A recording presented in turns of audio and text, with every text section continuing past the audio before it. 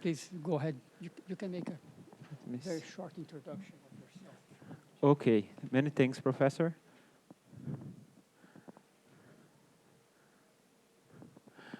Then, first of all, I'd like to thank the organization of the event, and a pleasure to present my short talk. Then, I'm Fernando. I did my PhD at State University of Ponta Grossa in Paraná State. Then, I moved to São Paulo. This is a group of our group in the Paraná, in Ponta Grossa, State University of Ponta Grossa. After that, I did a postdoc with Professor Iberê at USP. And my second postdoc was in UFABC, and in the lab. Then I'm a physicist, but after my second postdoc, I started to work in the lab, strong collaboration with the Laboratory of Neurophysiology at the USP here in São Paulo. And basically, I'm using dynamic consistency techniques to exploring differential equations to simulate neurons, and apply these techniques to understand neurophysiological records. Basically, we're using multi-electrode array, in vivo recordings, in both in rat, in human, with collaboration with Professor Shannon in New York, and patch clamp techniques, and so on. Now, I'm working, after this postdoc, I started a new postdoc with Professor Dura Bernal at SUNY, Dow State University. And our main work there is simulating morphological, realistic neural networks, and where each part of neurons are we using differential equations to simulate the dynamics, the coupling, everything, and using that physiological data to analyze and understand how the brain works in general. Here I will just overview of some works. I not present here, but just a short overview. Using these electrophysiological techniques, we try to understand many phenomena. For example, in this paper, we using with collaboration with Professor Alisson of UCDS at California. He created some organoids simulating the neurodental Denisovan hominidius, and compare with human organoids, and try to understand how this organoids works. Then was the first time we have this organoids from the older human-like primates. And we have several works when we use the patch clamp techniques to understand how the plasticity works, how the brain altered due to some sickness, diseases, and applications. And with the scientists group from the Ponta Grossa, we have many works about to understand how the brain works using experimental networks done from fMRI, from electrophysiology, and understand some phenomena like chimeral states when you have synchronization, asynchronous coexistence in the same time, in the same region, maybe. And we have a lot of works using these networks to understand the plasticity at the network level, synaptic level, single synaptic level, and how this evolves, changes the synchrony of the brain, and many other works. Here's some example. Today, I'd like to talk fastly about two computational models I'm using in my works. One, this first one, it's based in the Hodgkin-Huxley work, given the Nobel Prize for them in the 1963. Basically, they simulated the neuron like a circuit, a capacitance circuit. When each section of neurons, they start using the axon of Lula. Then after that, this model are generalized for any animals, then basically each section of neuron can represent by a circuit. And you can put many circuits together and reproduce a neuron, put many neurons together, reproduce a brain. Then, but this model is, there is a thousand of equations. There is a more simple model. It's a adaptative exponential integrated model.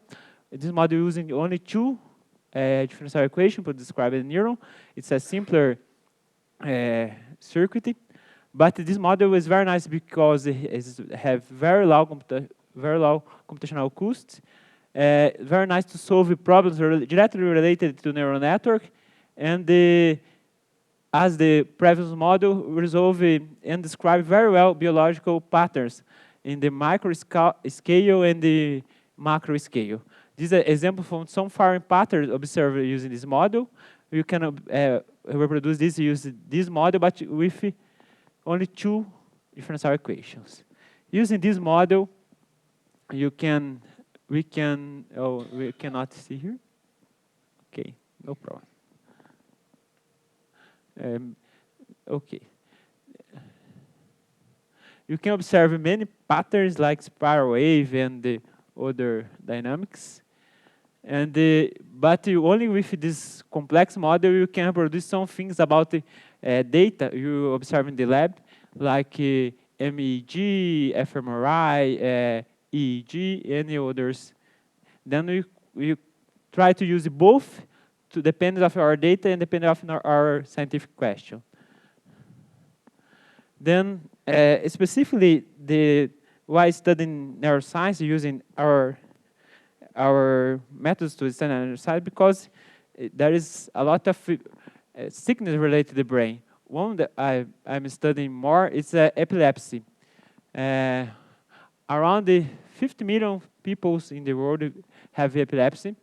And the problem is the most common form of epilepsy, it's this TLE, temporal lobe epilepsy. This kind of epilepsy represents a high refractoriness to pharmacological treatment. Only around 60% of people responded to medications, other 40% do not respond and have a strong epilepsy seizure in your life, and this changes the life. People cannot live, cannot drive, and they could have accident. Then treat these people is very important. This type of epilepsy comes from a part of the brain called hippocampus. Hippocampus, this inside part here. And in many works showing using electrodes what's happened during the epilepsy. The main point is when you coding or you are in rest state, you have most of the neurons are asynchronous. Then there is some kind of the coherence, some kind of synchronization, but it's not so strong. When you have strong synchronization,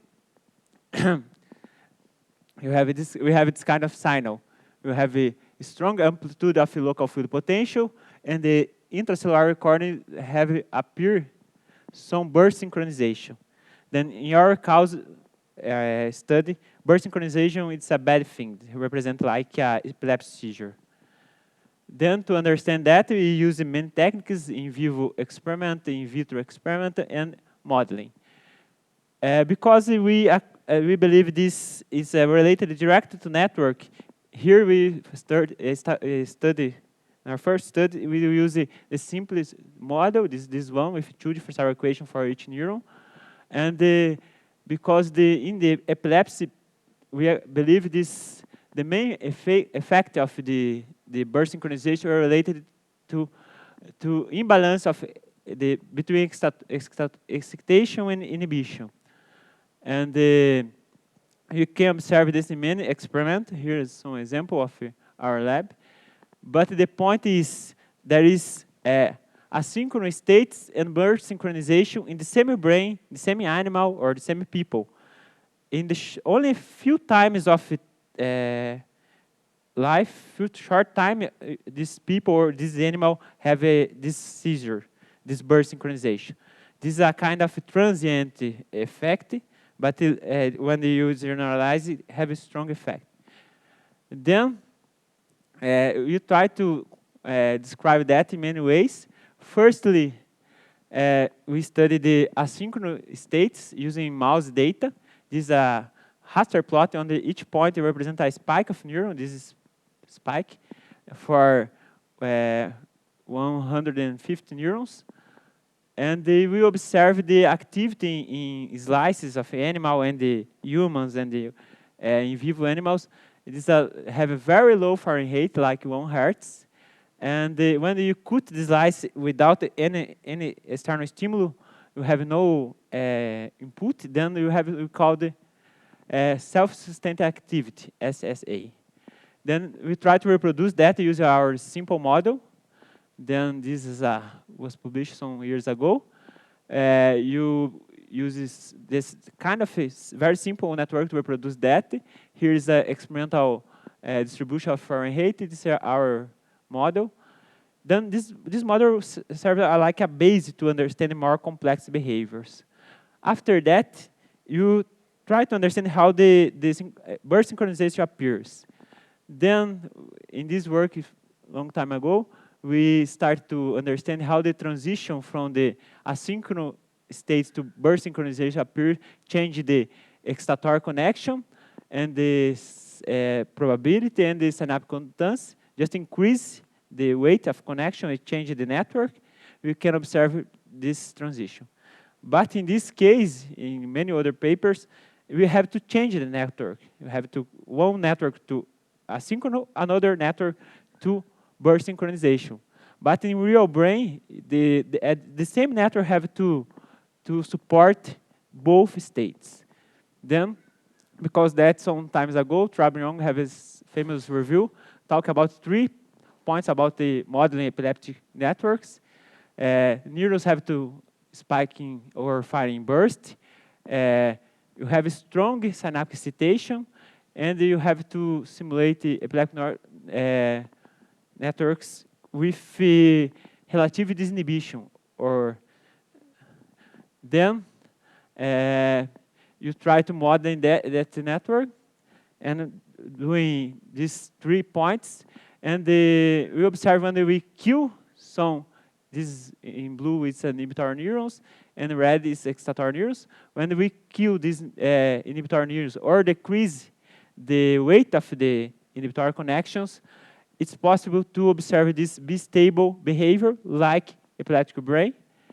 Then here's parameter space for excitator coupling, inhibitor coupling. In the white region, this bistable appears. You have this kind of hysteresis curve, and at any point in this region, both behavior are supported by the same network.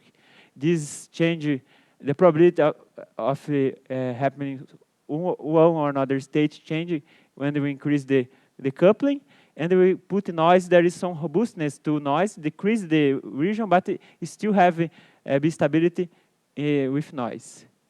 Then, with that, we can understand how the epileptics are triggered, put a square current pulse, and in the yellow region, we observe if you are in the epileptic network, there is this yellow region on the epileptic can be triggered, but if you are in a non-epileptic network, you can put a strong pulse with a strong perturbation, but we do not have a trigger the epileptic. Then I think I would like to talk more about it, but I don't have time. This is about the intermittency. I put in the title, but I don't have time to talk. But we observe both coexisting in time difference. Then the network starts to burst synchronization, and they go to asynchronous regular states spontaneously without external pulse. We have more results in this paper.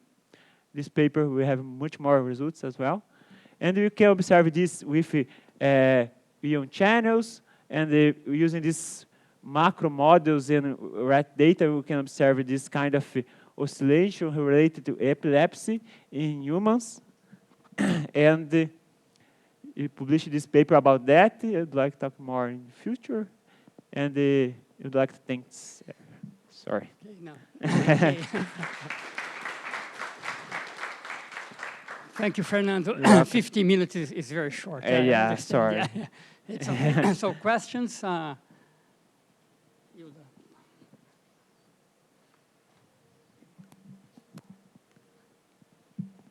Thank you.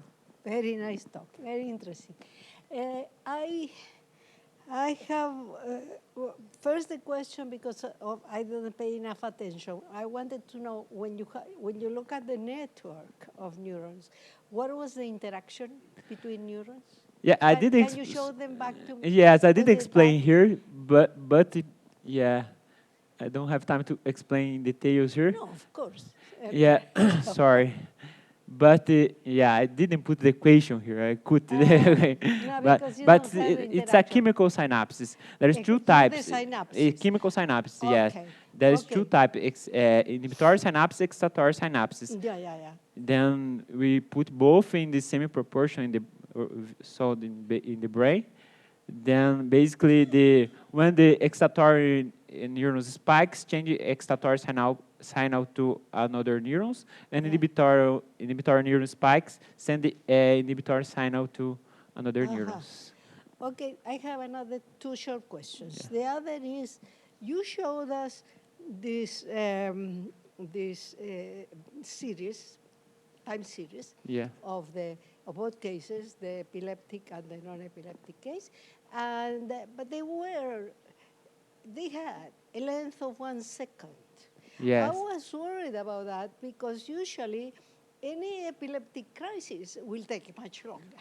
Yeah. So all you will see is big spikes, but nothing else. I mean, you don't see the difference between before and after the crisis with that, because for that you need at least 4 seconds.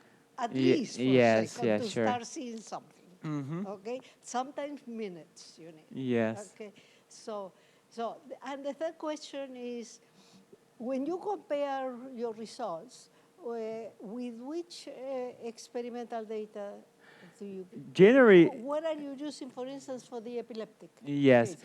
It's a nice question because when you simulate a network, you use a very short time to simulate, like a few seconds. But when we go to electrophysiological records, we have minutes, hours of recording.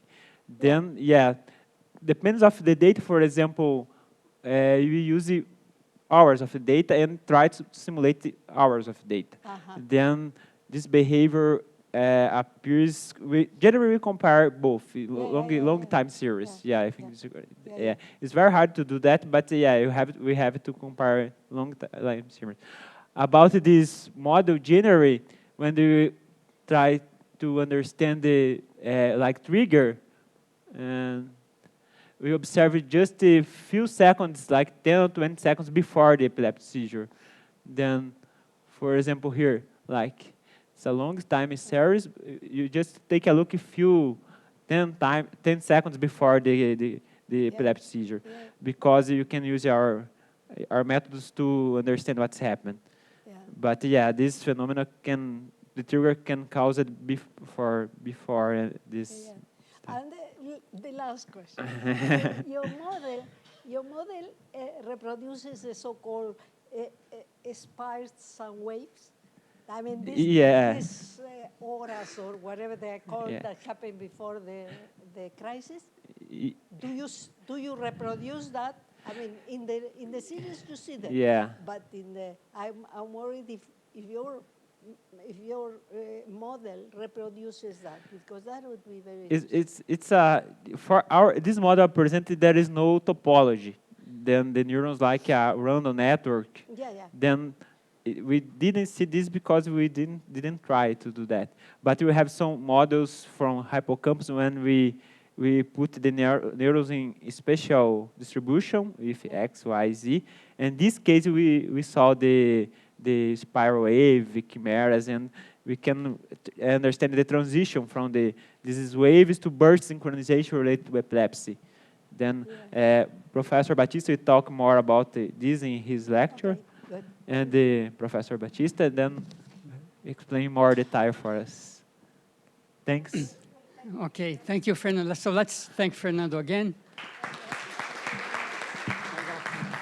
Obrigado.